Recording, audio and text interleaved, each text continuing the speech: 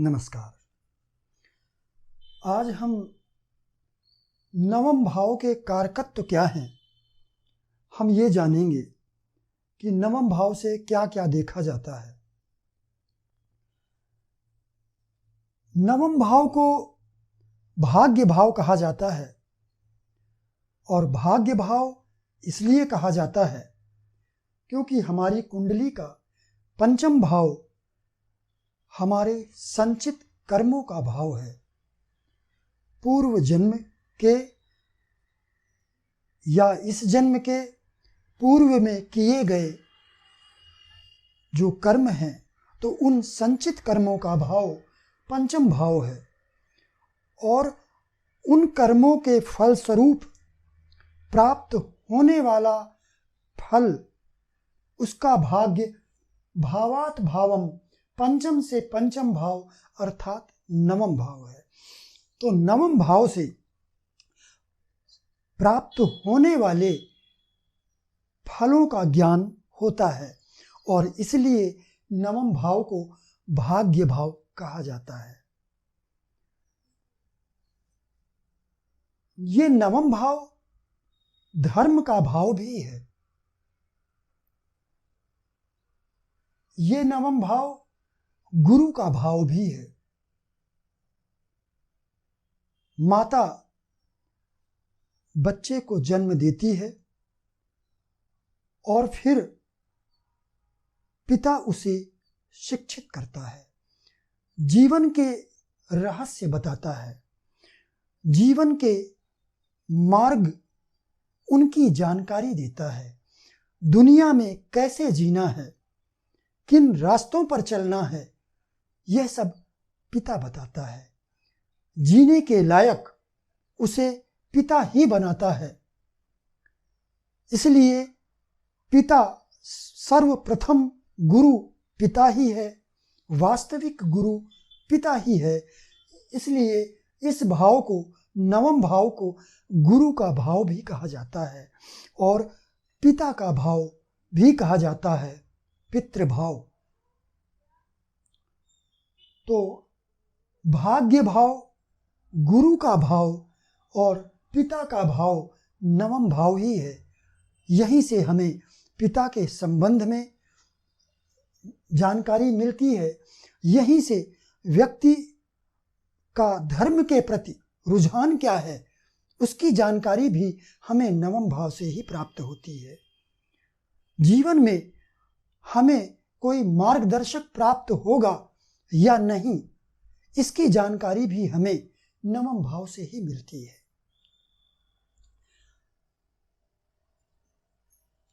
ये नवम भाव पिता का स्थान होने के साथ साथ पितृ स्थान भी कहलाता है। पितृ का अर्थ है पूर्वज। पूर्वजों का स्थान नवम भाव ही है। यदि नवम भाव, नवमेश और गुरु यदि ये पीड़ित हैं, तो इसका अर्थ यह है कि व्यक्ति को पितृ शाप से गुजरना होगा। नवम भाव का स्वामी और गुरु यदि ये पीड़ित हैं, तो इसका अर्थ यही है कि आप पर पितृ शाप है।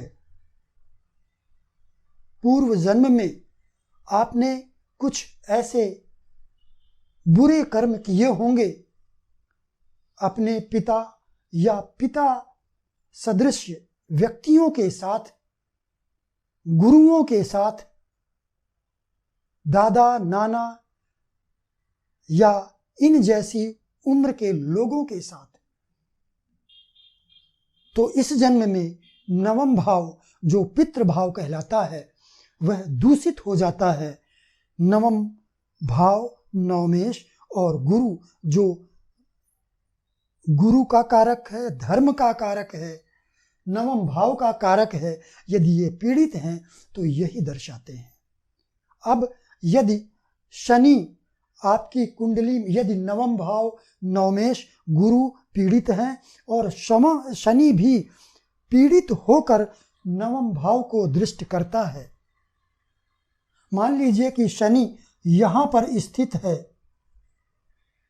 या तृतीय भाव में स्थित है या द्वादश भाव में स्थित है और ये शनि राहु केतु मंगल के द्वारा पीड़ित हो गया और शनि की दृष्टि नवम भाव पर है, तो यह स्थिति निश्चित रूप से यही बताती है कि आप पर पितृशाप है। मैं पितृ दोष की बात नहीं कर रहा हूं, जो आजकल बहुत ज़्यादा जिसकी चर्चा होती है। लोग प्रत्येक 2-4 कुंडलियों के बाद हर किसी को बता देते हैं कि आपको पितृदोष है। मैं उस पितृदोष की बात नहीं कर रहा हूं, ये पितृशाप है आप पर। पितृदोष एक अलग चीज है। तो यदि शनि की दृष्टि है और नवम भाव नवमेश गुरु ये पीड़ित हैं तो ये पितृशाप कहलाता है और ऐसी स्थिति में आपके जीवन में स्थायित्व नहीं होगा, शाश्वतम नहीं होगा। भले ही आपके पास धन हो लेकिन वह उस धन इसमें स्थायित्व नहीं रहेगा, वह हमेशा शाश्वत नहीं रहेगा। तो इसलिए नवम भाव नवमेश और गुरु को पीड़ित नहीं होना चाहिए।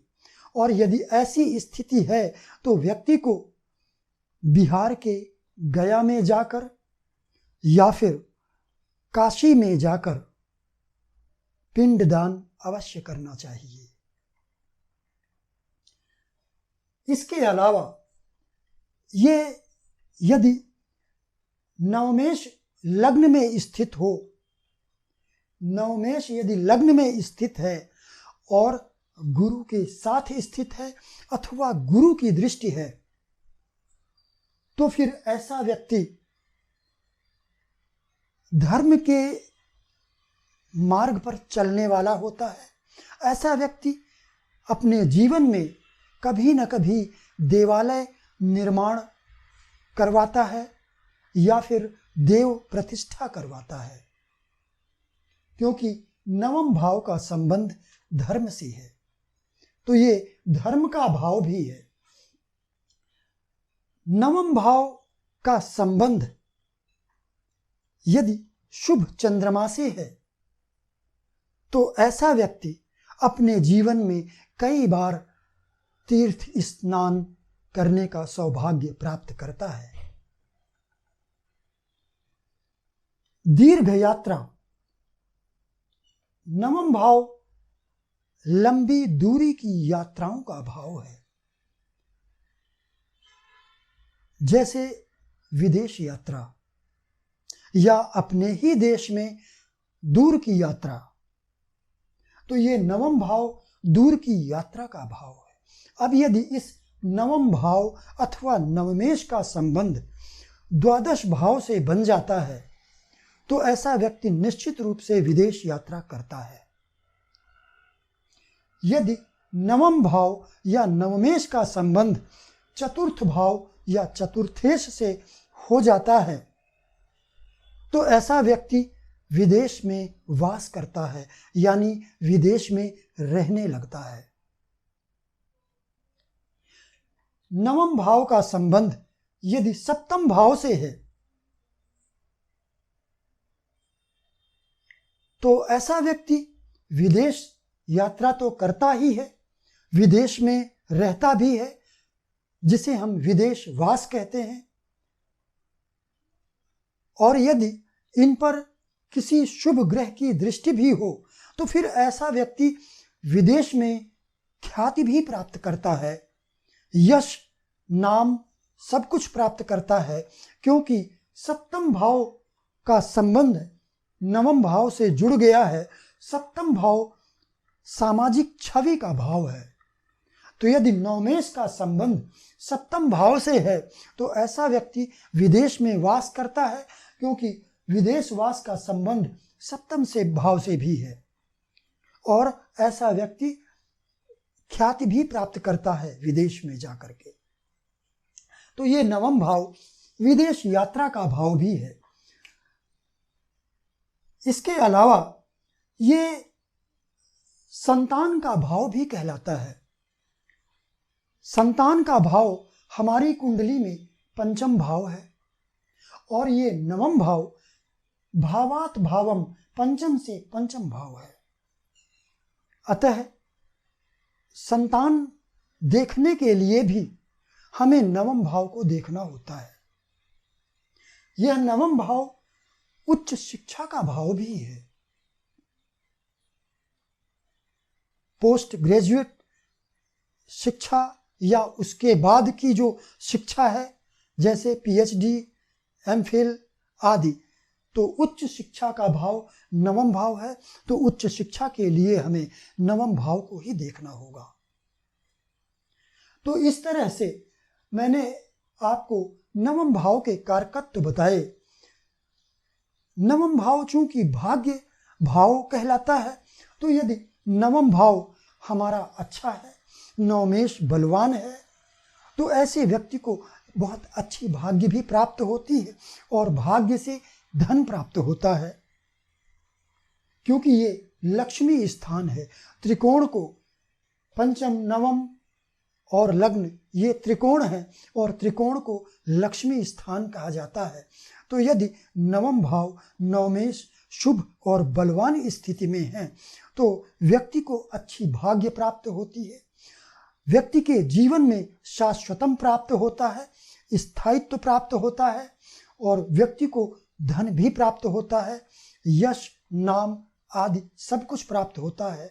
और ऐसा व्यक्ति यदि नवम भाव और नवमेश बलवान है, शुभ स्थिति में है, इन पर शुभ ग्रहों की दृष्टि है, तो ऐसे व्यक्ति का रुझान धर्म की ओर जरूर होता है और ऐसा व्यक्ति शुभ कर्म करता है।